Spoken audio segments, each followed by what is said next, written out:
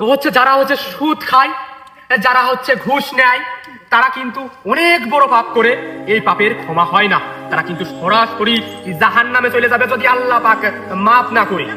আবার কিছু কিছু আমাদের এই জেনারেশনে, আমাদের এই সমাজে একে অপরের বুকি পিস্তাল ঠেকিয়ে বলে 2 লাখ চান্দা দে, সে কিন্তু জানের ভয়তে সেই চান্দাটাও দেয়। এই কাজ যারা করে, এরা যদি আল্লাহর কাছে মাপ না চায় এবং আল্লাহর পথে ফিরে না আসে, এরাও কিন্তু জাহান্নামে। তো যাই হোক, যারা এই সব কাজ করে এবং যারা করতেছে তাদেরকে আপনারা নিষেধ করে দিয়ে আল্লাহর পথে ফিরে আনার চেষ্টা করবেন। আর আপনারা কেউ যদি করে থাকেন, তাহলে আজ থেকে আল্লাহর নিকট ক্ষমা এবং মাপ চাইয়ে আল্লাহর পথে ফিরে আসেন এবং কি আপনারা 5 ওয়াক্ত নামাজ কালাম পড়েন। কথা কন ঠিক কিনা? ছবি তো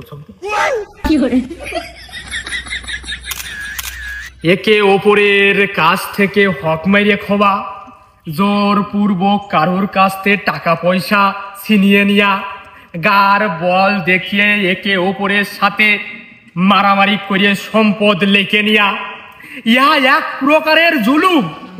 আর এই জুলুম আল্লাহ কখনোই ক্ষমা করে না। এরা সব জাহান্নামী, জাহান্নামী, জাহান্নামী। আপনারা যারা এসব কাজ করেন, তারা সবাই আল্লাহর পথে ফিরে আসেন, তা না হলে কিন্তু আপনারা জাহান্নামে জাহান্নামে জাহান্নামে চলে যেতে পারেন। কি হলো? আপনাদের কাছে এখন আমি একটা আমার সাথেই ঘটে যাওয়া সত্য কথা বলতে চাই। আপনারা অনেকেই জানেন আমি এই ছোটখাটো একটা বক্তা, যেখানে সেখানে ওয়াজ করার পাশাপাশিও আমার বাসার সাথে একটা মুদিখানার ব্যবসা করি। তো কিছুদিন আগে সেই দোকানে তিনজন ছিনতাইকারী আমার ওখানে যাই চান্দা চায়।